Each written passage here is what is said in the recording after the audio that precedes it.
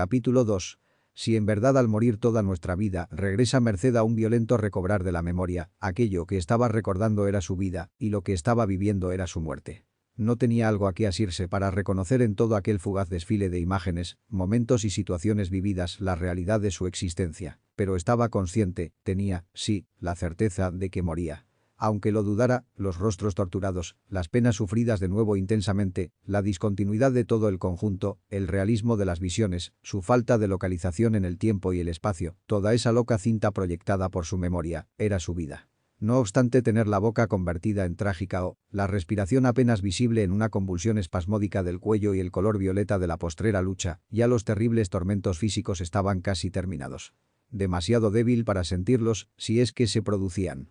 Moría porque nunca viviera a expensas de su cuerpo magro, ni de su corta estatura. Vivió gracias a una secreta energía vital, energía que se manifestara, bien poco, en la mujercita que fuera Teresa. Hoy esa precaria armadura agonizante encerraba la más tenaz, hambrienta y sufriente de las persistencias vitales. La que moría era mucho más Teresa que la que viviera. Ahora el cuerpo exhausto ponía en juego, con libertad, su fuerza de lucha, y el espíritu se expandía, en un cuerpo así liberado, con absoluta soltura. Era mejor tal vez ahora. O era mejor por vez primera. La sensibilidad embotada para expresarse en el dolor se encontraba en los oídos. Oía la voz dominante de don Vasco llamar. Juliana. Prolongación de la primera A, larga prolongación, como si con esta se fuera a estirar desmesuradamente la criada. Señor, acentuación en la O para poner más énfasis a la sumisión. Los pasos de Juliana y luego otra vez la voz de su marido. No es necesario que te quedes esta noche. Yo velaré solo el cadáver. ¿Yo cadáver? ¿Tan pronto? ¿Cuántas horas faltan para que todo lo mío quede rígido y se agoten la facultad de pensar y la pena de sentir? Pena de penar. Ninguna. Lo mismo. Cadáver. Cuando llegue el ataúd, hazlo colocar en el salón, el sitio más desolado de la casa. No me gusta, abre las ventanas que dan al jardín. Eso sí está mejor, punto, y no olvides que no quiero flores. Los muertos no las necesitan. Es un gasto inútil, a mí me gustan las flores. Me gustan mucho y quisiera tenerlas de muerta. Tuve para nuestra boda flores blancas, aunque tal vez, ya a uno muerto, le dé lo mismo, si pudiera decirlo. Señor, timbre de duda. Siempre tuvo Juliana tanto miedo de Vasco, se contrae, levanta los ojos y vuelve a dejar caer los párpados para esconder lo que sigue de la frase. Como si la pudiera ocultar. Ya se adivina en el tono de ese señor con más acentos y dilataciones que el anterior. Tonta Juliana. Podría avisarle al señor Roberto y llamar por teléfono al señor Álvaro, creo que al señor Gabriel le gustaría que le avisáramos. ¿No es cierto, señora? Ahora viene la explicación. No sé por qué Juliana no puede pedir algo sin dar de inmediato una explicación que no tenga nada que ver con «la señora está muy mal, estoy muy mal». Pues ya se ve, sí, que llamen a mis hijos. Quiero verlos, los necesito. ¿Por qué antes no los necesité y sí ahora que Juliana los nombra? Los había olvidado, no intervengas, Juliana. Si los necesitara, yo mismo los habría llamado. Claro que los habría llamado si los necesitara él. Pero yo, ya eso es diferente. Para arreglar el entierro, estoy yo. Para cuidarla, el médico. Para llorar sin hacer nada, está Aurora. ¿No es cierto, señorita? ¿Aurora? ¿Está aquí llorando? Lágrimas colgando en las crespas pestañas. Después de pender un rato, mucho rato, cuando hacen más que una gota, caen. Ruedan por las mejillas y dejan un rastro de río chiquito. Me parece que es bastante con tantas personas para que una muera atendida. Señor, ¿no querrá la señora un sacerdote? No lo había pensado. ¿Qué tendría que confesar? Pero si yo no tengo miedo de morirme. Me gustaría el sacerdote porque mamá decía que se debe aceite de uno que no se prueba nunca. Aceite en la frente, en la boca. ¿A qué sabe? Que venga pues. Me gustaría que me hablara. Hace no sé cuántos años que no hablo con ellos y ya no recuerdo lo que dicen. Está bien, que venga.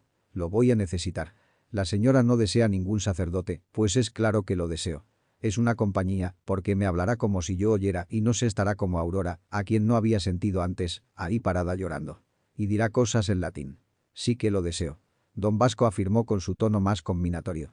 La señora ni antes, ni ahora, ha necesitado un sacerdote. Oigo los pasos de Vasco, paseando con las manos atrás. Oigo las manos atrás. Eso no se oye. Siempre ha hecho lo mismo. Sonido familiar, angustiosamente familiar. Cómo me molesta la manía de Vasco de pasear y pasear, aun cuando no teníamos salones grandes. Pasear y pasear en cuartos donde daba vuelta alrededor de los muebles una y otra vez. Algo me llama. ¿Quién puede llamarme a mí? Al fondo de un tubo, ¿es un tubo? De un cono oscuro. Allá, muy al fondo. Suena agua que corre. Rumor de río. Se repite el llamado. Teresa. Teresa soy yo. Teresa. Voy entrando en el cono negro. Es difícil avanzar aquí. Teresa. Ahora Teresa soy yo. Ya voy. Ya voy entrando, ya acudo al llamado, ya voy. Le diré, sin esperar más tiempo, lo que pienso del incidente. Debo decírselo. No puedo permitir que en mi casa los niños estén después de los perros. Debo decirle que si Yoka mordió a Álvaro, quien después de todo no se acercó a la perra más que para admirarla, no hay razón de castigar al niño en vez de castigar al animal. Álvaro llevará de hoy en adelante una blanca cicatriz sobre la muñeca izquierda, ahí donde se clavaron fieros los dientes de la Yoka. Yoka era ciertamente una bellísima perra, pero eso no justificaba el incidente. Don Vasco la pidió a Alemania y con muchos títulos y papeles había llegado esa tarde. Yoka caminaba con la cola baja, como debe caminar toda perra decente. Tenía los remos finos, los dientes blancos y afilados, y sobre el lomo un pelo negro intenso que devenía suavemente a gris. Los papeles en alemán decían que Yoka sabía saltar altas barreras, dar la mano, alcanzar las cosas, sentarse en dos patas, reconocer al amo. Esto era dudoso, y decían también que Yoka solo podría comer tierna pulpa de carne roja cuidadosamente cocida con flor de avena. Yoka era linda y lujosa, y sería con el tiempo fiel e inteligente. Pero además de otros 4 perros, tan grandes y distinguidos como ella, había en la casa varios niños menos grandes y mucho menos importantes. Y si Yoka era bella, Álvaro no lo era menos, con su carita fina, adelgazada, nerviosa, con sus suaves ojos tristes y su boca riente. Álvaro era un precioso niño. Y si sus ojos dulces habían contemplado a Yoka y pedido de ella una de las gracias que decía el papel en alemán, no había razón para que la perra se abalanzara sobre la manita del niño y la mordiera hasta casi quebrarle los huesos.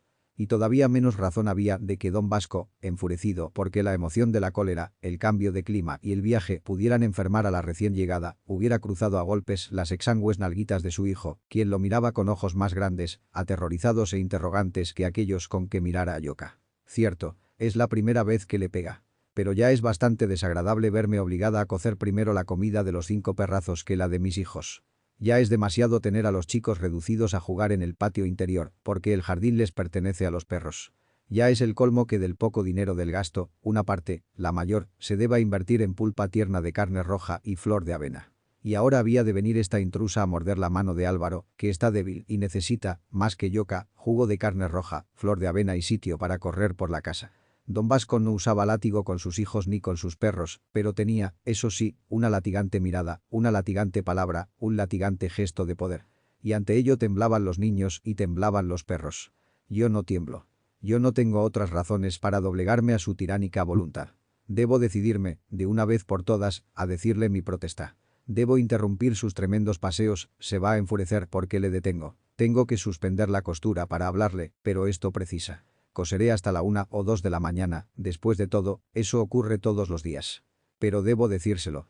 Es una injusticia. ¿Cuántas injusticias ocurren aquí todos los días? De paso debo reclamarle para mis hijos lo que derrocha en mujeres, en licores, perros y otras fantasías. Se pondrá furioso. Me gritará. Está bien que me grite. Pero debo hacerlo. Voy a interrumpir, como decía Esteban, el sacrosanto rito de su digestión. En bien de todos, es por el bien de todos. La figura de la agonizante casi se yergue, pero todo quedó en un estertor. Porque esto que relatamos pertenecía al penoso pasado. En la Teresa de entonces quedó también el proyecto, la voluntad de pararse frente a don Vasco y exigir. Ella sabía, bien a conciencia, que ni en ese momento ni nunca se erguiría ante su marido. Don Vasco podía irse, con la frialdad ejecutiva con que siempre realizaba sus cosas, y de la amenaza al hecho no existiría, ciertamente, más que una traba. La inalterable sumisión suya a todos los despotismos. Vivía, como se daba cuenta ahora que debía tascar el freno, en una sociedad en la cual una mujer sin marido, cuando lo consiguiera y lo perdió, es ser que jamás se reconstruye, y cuando no ha podido lograrlo, es objeto de burla para todo el mundo. La solterona. Ella vivía amargada, la más amarga de las vidas, peleaba a diario el sustento de sus hijos, pero no concebía que lo mismo que estaba haciendo bajo los ojos desaprobadores de su marido, lo podría hacer sin él. No calculaba la tremenda fortaleza que derrochaba en comprimirse, en volverse nada, en bajar la frente, en soportar. Toda esa pujanza, libre de temores, autónoma, hubiera bastado y sobrado para alzar en los delgados hombros la casa, los hijos y el honor. Pero Teresa no entendía. Hoy, la moribunda comenzaba a comprender por qué Teresa, la Teresa de antes, no se rebeló. Y comprendía poco a poco, con la lentitud con que la iba ganando la muerte. Pero se aferraba todavía a la última tenacidad, a la terquedad suprema que la llevara al desastre. La casa, sí, estaba la casa, la hipotética casa de sus sueños. Nada importaban los dolores presentes, ni el terror que ya hacía hondas marcas en las caras semi-infantiles de sus hijos, ni su propio tormento. Estaba la casa, yo sola no podría levantar la gran casa que se requiere para cobijar a tan gran familia. Bajo el amparo de un hombre sí. ¿Qué diría la gente de mí sola? Yo sola no. Me casé, y al hacerlo acepté todo, lo malo y lo bueno. ¿Hay algo de bueno en él? Puede haberlo, me respaldará para hacer la casa. Algún día, cuando se canse del espantoso derroche, cuando entienda la necesidad de agrupar la familia en una casa propia, hecha por nosotros mismos, esto confiere dignidad, pondrá su energía para ayudarme. Ha de ser una casa enorme. Con vastos aposentos. Con anchos corredores a un jardín lleno de árboles, de pájaros y flores. Tendrá, como los jardines de esas mujeres para quienes coso, praderas verdes, rincones con bancos de piedra, árboles frondosos, pájaros en jaulas, amplios caminos de grava blanca, una estatua de mármol con una fuente. La casa será, ya lo veo, clara, con muchas habitaciones, un salón grande lleno de alfombras, para que sobre las alfombras no suenen huecos los pasos de Vasco, con una cocina llena de ollas de cobre bruñido, amarillas, panzonas, y ollas de aluminio plateado, y raros implementos, tendré que averiguar para qué sirven todas esas extrañas cosas de madera y metal que usan en las cocinas, y tablas olorosas para amasar el pan, y un horno capaz de cocerlo en cantidades. Y tendrá una despensa en la que se apilarán los sacos de granos y los tarros de conservas que yo misma haré para los niños con las frutas del huerto, y colgarán las carnes secas del techo, y perfumarán la penumbra del cuarto el aroma de la miel, la nata y la mantequilla. Cada niño tendrá su propia habitación, y para todos habrá en mi casa un aposento enorme, con ventanas al parque y espacio suficiente para jugar y hacer las labores de la escuela. Yo tendré una salita de costura para coser, por placer, las ropas de mis hijos. Y entonces todo será bueno. Las señoras que ahora me miran como asalariada, vendrán en las tardes a comer mis pasteles y conversar conmigo. Y podré entrar en sus propias casas y formaré parte de círculos femeninos de bordado y beneficencia. Y Vasco traerá a sus amigos a tomar con él buen vino, el vino no es vicio, ni produce borrachera, y conversarán con él en las noches lluviosas, mientras yo me siento silenciosa en el rincón de la sala a escucharles. Y yo seré feliz. Y seré tan noble, rica y feliz como lo son, sin duda, las señoras para las que coso. Pero todo esto no podrá ser si riño con Vasco, si él no aporta nada, si no existe su respaldo de padre y señor, si no existiera, no vendrían las señoras a comer mis pasteles ni los amigos de Vasco a tomar el vino. Teresa soportaba paciente, hermética, indiferente, inalterable. Se iba distanciando poco a poco de sus hijos, de su marido. Pero casi ni se daba cuenta. Teresa se había olvidado de la mano triturada de Álvaro. Se sentó y siguió cosiendo, mientras en la casa pequeña resonaban despiadados los pasos de don Vasco. Las mejillas de la agonizante dibujan bajo la piel las encías y el hueco de la boca. El estertor es sincrónico. Los ojos están abiertos, perdidos más allá del techo, de la casa, más allá del mundo. De pronto, la respiración se suspende. Para súbita y secamente.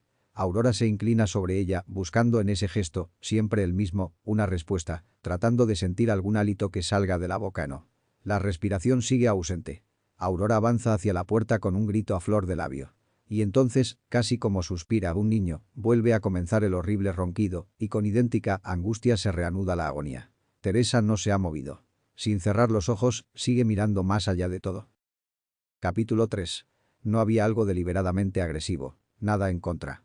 Don Vasco no decía una palabra dura. No hacía tampoco gestos ostensibles de desagrado. Pero a esa casa no se podía entrar. En ella se desconocía la hospitalidad. Hubiera o no gente extraña, la vida proseguía ante los ojos del recién llegado, sin tomarlo en cuenta, sin incluirlo ni modificarse, como si éste no existiera. Seguramente don Vasco, fiel a una costumbre de buenas maneras adquirida ya viejo, saludaría al entrar. Su cortesía, si todo él no hubiera sido tan imponente, habría resultado ridícula. Era, incuestionablemente, excesiva al principio, y como requería para manifestarse un deliberado esfuerzo físico y mental, no perduraba y desaparecía sin transiciones, para dar paso al más hosco de los gestos, a la más arrogante de las actitudes, al más ofensivo de los individualismos. Para saludar don Vasco, se doblaba materialmente en dos, acusando gruesas arrugas en el impecable chaleco, haciendo ondular el opulento vientre. Extendía una mano que presionaba violenta y seca. Ese apretón no significaba nada especial, solo parecía valorar la tensión muscular de la otra mano. La de don Vasco era como él gorda, como él reservada, como él lampiña, como él hiriente, como él escurridiza, como él agresiva. Su cortesía afloraba después de un proceso mental rápido, pero muy poco espontáneo, proceso mediante el cual hacía revisión de todos sus conocimientos en la materia, analizaba y discernía, hasta encontrar entre las múltiples reglas que aprendiera ya hombre la pose de buenas maneras por él considerada aplicable a la situación. Al cocinar, por así decirlo, el brebaje, después de hacerlo hervir en su interior, producía un amanerado gesto tan brusco como si se estuviera preparando para saltar encima del forastero. Las buenas maneras se han de adquirir en la infancia, cuando todavía podemos imponer un sello personal a lo aprendido, y no nos cuesta ni adquirir ni dar. Entonces se vuelven fáciles, se incorporan medularmente a los gestos habituales, toman de estos la naturalidad y le dan belleza a lo superfino. Entonces la mecánica de la emoción se disciplina, obedece como el sistema nervioso, actúa eficazmente y se ejecuta sin esfuerzo. En Don Vasco, el gesto era duro, la actitud violenta, la palabra cortante, cuando actuaba sin pensar en las buenas maneras. Es decir, cuando actuaba normalmente. Y el gesto era forzado, la actitud vil, la palabra melosa, si procedía impulsado por las buenas maneras. Cuando accionaba anormalmente.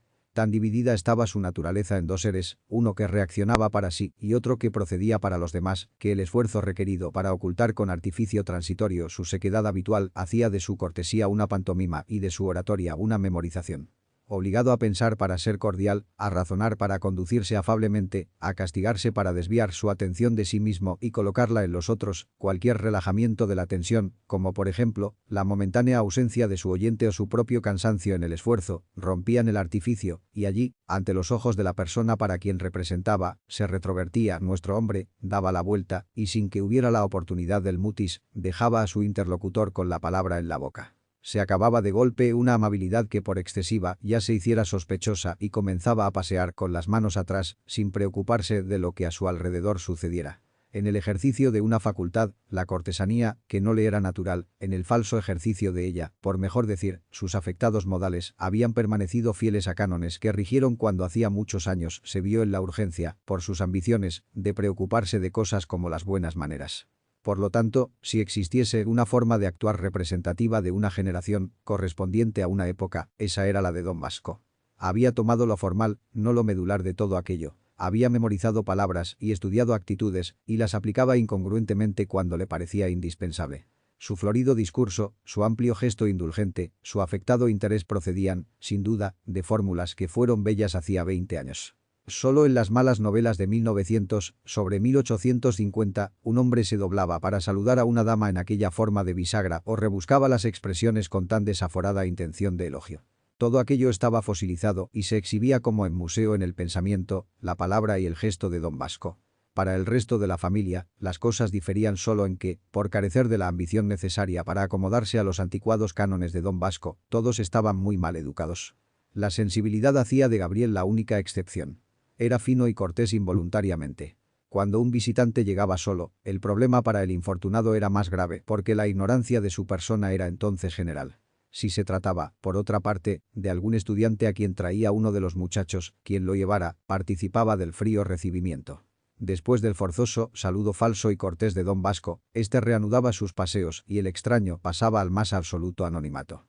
La comida se servía frente a sus ojos sin que se le invitara. El que estudiaba apoltronado en un rincón silenciaba a gritos la conversación del visitante, otro lo desalojaba de su sitio sin preámbulos. Después de soportar aquellas impertinencias entre espantado y embrutecido, el forastero se marchaba decidido a no volver jamás. Esto ocurría, puede decirse, en una forma objetiva. Porque para la misma circunstancia existía otro proceso menos visible, aunque más desconcertante en aquella casa. Un proceso extraño de rechazo que el visitante no podría explicarse nunca y que, sin embargo, sentiría siempre cuando recordara la escena. Al llegar, Don Vasco no estaba. No había, pues, cortesía sorpresiva. Entraba a un salón vacío. Este salón, ¿por qué había de ser diferente? Piso, techo, 4 paredes, 2 ventanas. En las ventanas, cortinas. Sobre el piso, muebles. Del techo, lámparas. ¿Por qué había de ser diferente? Y lo era. Las cortinas pesadas, oscuras, tenían la huella paralela que el sol deja en las arrugas. El piso, cubierto con una alfombra también oscura, parecía no haber sido hollado en muchos años por ningún pie. En los pelos de la alfombra los muebles, que nunca cambiaron de sitio, dejaron marca perdurable. La escoba peinó sus hebras en un solo sentido, pareja, neciamente, imprimiendo caminos geométricos. Los muebles anchos, rígidos, estaban enfundados en cubiertas de manta blanca que revelaban aquí un brazo acolchado, de qué color, allá, un respaldar tallado, en qué madera. Las paredes, casi desnudas, tenían un cuadro con ninfas de largos velos. Sobre el dorado marco pendía un crespón de flecos en los extremos. Nada más. Sí. Algo más. Silencio. Un silencio fuerte. Sombra. Una sombra intensa. Frío. Un frío agudo. Humedad. Una humedad penetrante. Separando este salón del resto de la casa, de un resto impenetrable situado más allá, caía un cortinón de ese color extraño, que no se ensucia nunca, se parece a todos los colores, absorbe el polvo, la pelusa, el agua y se va poniendo duro, indescriptible, sordo. ¿Qué había después, en ese mundo hostil? Había ruidos incongruentes, palabras que caían solas, como si no fueran dirigidas a nadie, porque nadie las contestaba. Un reloj grande, tenía que ser grande, daba las horas, los minutos y los segundos. Para las horas, graves campanadas. Para los minutos, secos tintineos. Para los segundos, el golpe de una cosa que se mueve sola y que sola, al llegar a determinado punto, se devuelve en el vacío. Esa cosa casi consciente era el péndulo. El visitante se sentaba en el sillón más cómodo, la sirvienta me hizo entrar. Ya habrá avisado, y después de un rato de espera nadie viene a saludarme. Notaba, tal vez sin analizarlo, que el sitio era inhospitalario y que el forro blanco del mueble estaba húmedo, con esa humedad molesta y pegajosa del moho. Se movía para otro asiento, este estará más seco. El nuevo era de madera dura, sin un almohadón, rígido, qué duro está, bajo su espalda las tallas punzaban y el tacto no podía discernir si se trataba de una voluta, una flor o un agujero. Se cambiaba otra vez, y después de probar varios muebles, mirando los cortinones con temor a la presencia de los demás, parece que me miran, acababa por pararse así estaré mejor. En aquella casa uno se sentía mirado. Mirado por la sombra o por unos ojos hostiles que debían reír de sus extraños temores, de su prisa al cambiar de sitio, de la rapidez con que giraba la cabeza, del gesto defensivo con que se volvía. Se paseaba escuchando, creciendo en impaciencia y angustia. Es hora de comer. La frase llegaba sin haber intentado ser pregunta ni afirmación y nadie tampoco contestaba a ella. La voz metálica que la dijera seguía gravitando un rato sobre el silencio. Luego la misma voz. Te digo que mientras no entiendas que la comida debe ser de ácidos, vegetales y frutas, no llegarás a nada. No tiene objeto forzar la digestión a estas horas. En la noche, cuando puedes reposar, está indicado que tomes cosas calientes. Un poco de proteínas y féculas. Tu dieta es errónea. Por eso no dominas tus manos, que tiemblan. Por eso no endurecen tus músculos. Por eso te resfrías. Se inició un nuevo silencio que parecía ser su propia respuesta. Y más tarde. ¿Eres todavía capaz de creer que los resfríos se producen porque un viento entró por la ventana y salió por la puerta pillándote en medio? ¡Qué imbecilidad! Estás intoxicado, altamente intoxicado. Y casi debería decirte que para llegar a un equilibrio digestivo decente debes hacer un ayuno previo de unos 8 días. Agua bidestilada. Tú ya lo sabes, pero no te da la gana. Agua bidestilada, como lo hice yo. La voz metálica se metía entre el vital sonido del péndulo para volver a contestarse. Mírame. Tengo rapidez, eficiencia, músculo. Puedo correr ya bastante sin cansarme. Estoy seguro de que no te atreves a correr conmigo en las mañanas por temor de quedarte atrás, porque te cansas, porque fumas. Mi mente trabaja rápida y segura. Tú te pasas nervioso. Haces cosas raras, como quedarte horas mirando por la ventana. Me contestarás que eso se llama ensoñación e inteligencia. Inteligencia. Acuérdate que las visiones de los santos, su presunta comunicación con Dios, no es, en síntesis, más que el resultado de un proceso agudo de avitaminosis. Tú no eres, como hemos sido todos en esta familia, el primero de tu clase. Te acuestas tarde. Tu modo de ser, tu actitud, tu indisciplina son el producto de la intoxicación que llevas dentro. Disciplina. Eso es lo que te falta. Disciplina. Una voz cansada respondía. ¿Qué tono admonitorio, Roberto? ¿Cuándo entenderás que no tengo interés ninguno en ser el primero de la clase, ni en llenarme de músculos, ni en correr más que tú, ni en convertirme en un mecanismo perfecto?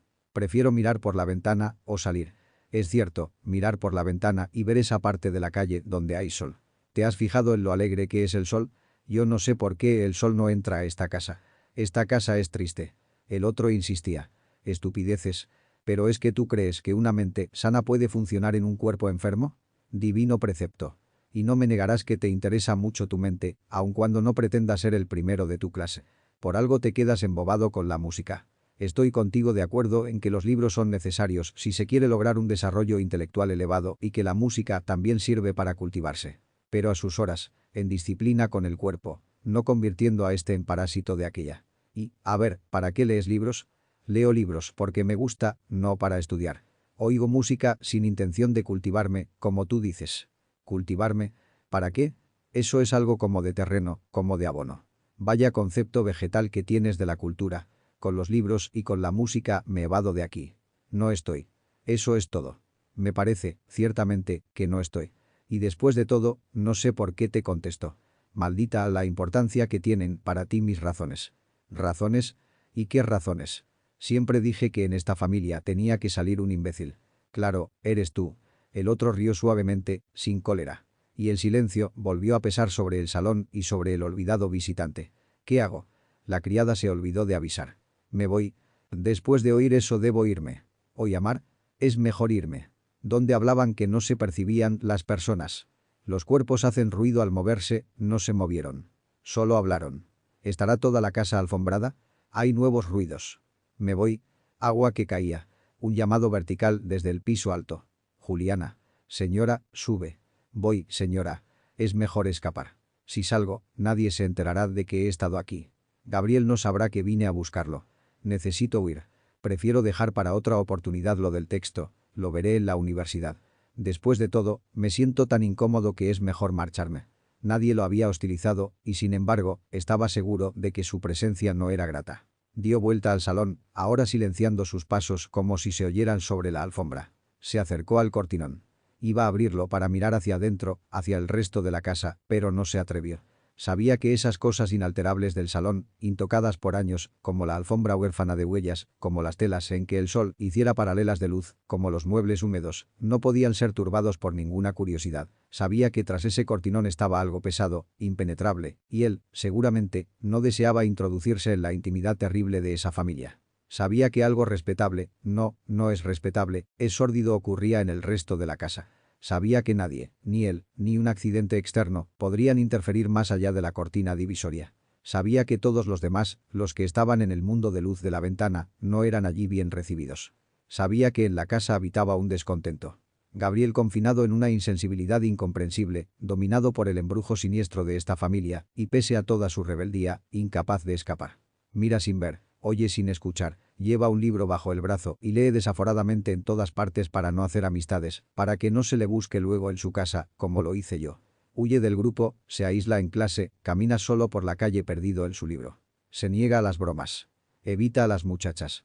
Gabriel está, no hay duda, separado de todo por esta sala de humedad y sombra, por la voz metálica de su hermano mayor y por todas las cosas que no se ven y ocurren más allá de la cortina divisoria.